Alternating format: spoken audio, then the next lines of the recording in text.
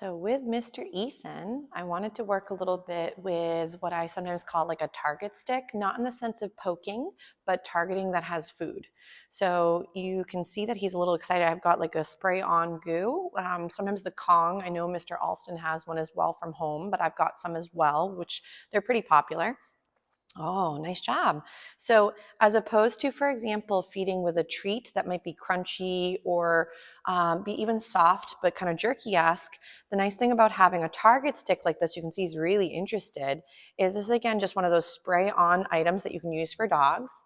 So, I sometimes like to use a target stick, allow the babe to do a little licking while they're next to you, then bring the stick up high, take a few steps, and then feed again.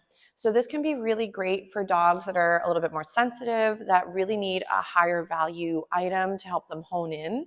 Remember that for a lot of dogs, novelty is overwhelming. Novelty can be stressful, really exciting. So you may find practicing with a target stick, and I mentioned this also for shorter dogs, can be really helpful. So if you had a really short little puppy and you were constantly bending down, the nice thing with this is even though he's not a short puppy, I don't have to bend over to give a couple snacks. So then I could go ahead, bring my snack hand or my treat, in my lovely spatula over here, and then have him target a few licks. He's like, oh, it's amazing. And then continue on my merry way. So the nice thing about this is you could start practicing having him orient back to you and moving him around the environment with using your target. So you can see that he says this is quite delectable and he's finding it very appealing. Nice. So right here, we may find for some squeeze tubes work really well, like little pouches that you might use for little kids. Ready? We make it all sit. He's like, my brain melted. There we go. Yes. And then we could feed a little bit. Nice. So, excuse me, sorry, didn't mean to bump my mic. So you can see that with a target stick, this could be another great way to practice some honing in on you. So I let him lick 1, 2, 3 little licks or whatever it might be. We take a few steps and we lick again. So the benefit of having a target like this is it can allow you to save your back. You don't have to hunch over or hunch down to feed a shorter puppy. But you can see it helps him really move much quicker through the environment.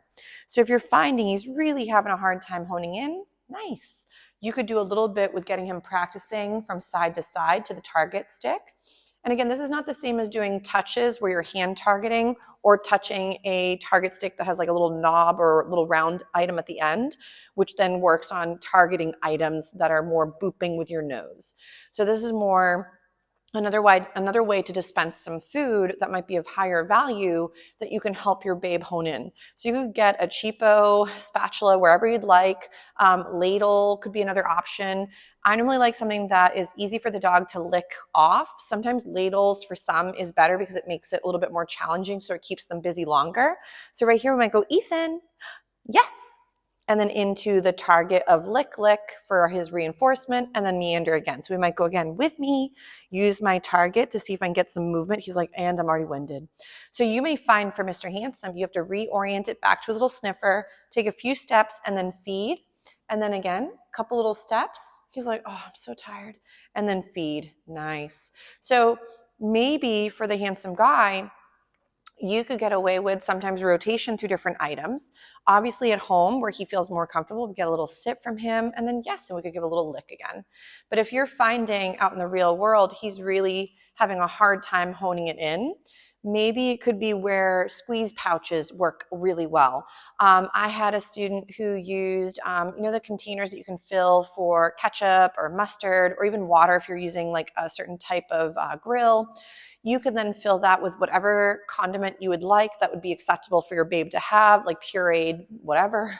And then you could squeeze a little bit into their mouth or near their mouth and they lick it up. I had a student who had a really cute bully breed and he really loved Greek yogurt. So in the class, she would squeeze out a little bit of yogurt into his mouth as his higher value snack. And that worked really well for him for honing in. So right here, we might go, ready, Ethan? See if I can get his little attention. He's like, I'm really hopeful that the flirt pole, yes, is around. So we might have him go, he's like, no, I'm done with peanut butter. And he could be overdone with the peanut butter, and that's allowed. Even though, again, this is like doggy-related snacks. You may find for him rotation through food, different varieties. He's going to try to squeeze through the lovely cot. I put it up against the wall, and he says, I can fit. So you could find that maybe higher value squeezy type items, Obviously, rotation to your food, which you brought beautiful snacks, really nice job. And we may find for him toy rotation as well. But if he is more of an environmental guy in the sense of going and exploring and sniffing, that could be awesome. He's checking out the whole environment now. Ethan, nice job. That was gorgeous. Yes. So we'll see if he likes maybe some of my beef. I think it's beef lung. It's very crunchy. Is that delicious? He says, I kind of like that bad boy. Was that good? So obviously we could rotate through different items. I'm going to plop this one out of range just for a second. We might use it as need be. But of course, if it's too messy and you find it's awkward to walk around with a spatula, I know it seems like a weird dance move to be like the crazy lady with a spatula, though I've been there. Is you could maybe instead rock the squeeze pouches. And those can work really nice for a lot of the dogs because you can cap them again. You could then use them as need be, put them away in your pouch or your pocket or whatever, and continue on your merry way. So I'm going to see if I can get his attention a little bit more. Ready? We'll do a little find it. And then we'll see if we can get a little check-in. Ready? Ethan, come. Yes. So if we're working a little bit with these recalls, I want to hopefully capture the moments where he's most successful and feeling comfortable. So I might keep these crunchier snacks for when he comes to me and use some of his other treats for when I send him away. So let's say again, he's a little distracted. I might go, Ethan, ready? Come. And he's like, oh, lady, I'm so tired. So let's say I don't get a response from my puppy. There's going to be plenty of moments where they might be a little bit lost. I'm going to go a little closer. Ethan, get his attention. And for right now, lure him back to where I was. So a lot of times folks will be like, well, the only reason he responded was because you had food. And that is true. But remember, we're trying to create value in the weird thing I'm asking him to do. He probably has very little value in wanting to do a recall in the first place. So now trying to create these really nice associations means that later, Ethan, come, he can start to be really reliable for down the road. So this is really pretty. So again, I'm going to try and just send him away for a little tidbit. And then again, Ethan, come. Yes. What a nice job, sir. Good boy. So remember, it's like anything. We start off real easy and we build up with difficulty, or we build up with the distractions and again, the distance. Ethan, come. Yes. What a smart boy. So good. He says this is the greatest day of his life. So, but notice how we're getting a little bit more focus on me versus the environment. And he's like, oh, your shoes smell very funny. So anytime he's in my space, I want to feed him for that lovely moment there. Because remember, if we miss out on these great little glimmers of behavior we'd like to have later, we may miss out on a lot of it for down the road because it's kind of asking for like the big boy skill at the end. He might not be there. Ethan, come. Yes, what a good boy. Such a smart man. You're doing very well. You sure are. We'll do a little sit. Yes. Nice. He's like, I'm getting exhausted, but I guess I'll do a few more tricks. Ready? Do another little find it. So, but he's getting much more fluid, which is beautiful. Ethan, come. I know, so tired. Good job. But I would say for homework's sake, don't give up on like those new spots that you were trying to work on. But if, let's say in the yard, he does stellar, which I'm not sure exactly how comfortable he is in different venues. But if, let's say in the home front, he's not quite as attentive, I would start there. Then as you go for those other walks, maybe they could be more leisurely sniffy walks with little moments where you capture great success of sometimes a name recognition or a check-in, or maybe he offers a teeny moment of play and see how that goes. He's just really hoping that the flirt pole is up there, but I put it in the closet, which is really sad. Ready? Ethan says, can we just play for a few moments? All right, so we will do a teeny bit of play. He's like, yes. And then we'll get into a few more skills. Ready?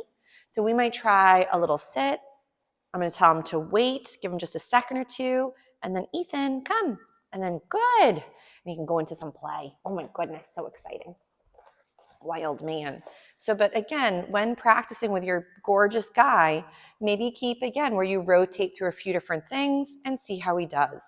But I'd say for Mr. E's third day in the doggy day school, he's really doing a really nice job with all of his skill set. He and Mr. A did get to wrestle today, which was very exciting for them. So they should be a little extra tired, I'd say. But remember, if you're not really sure about a skill set or how to deal with a certain situation, don't feel you can't check in. I want to make sure that if, let's say, things are not going the way you were hoping at home, that we can start addressing that even from the household versus in here. Ready? Drop. Nice. So for letting go, we got a little tidbit. So letting go does not equal always the end of the game. Ready? Take it. Nice. So we want to have that take and drop, or take and give, or out, whatever slogan for releasing. Remember, leave it is going to be for off limits, like no items. So leave it's are always things that are not acceptable to go play with. Oh my gosh, he forgot to chew that last snack. You okay? So we'll give him another little tidbit. But we're going to give it a little break for Mr. Handsome, Mr. E. He's really doing a splendid job. So we'll have him keep rocking and rolling a few little skills throughout the day, but we'll give him a little break from now. We'll do another little find it. Good job, sir. We'll go and take a little siesta for the handsome man.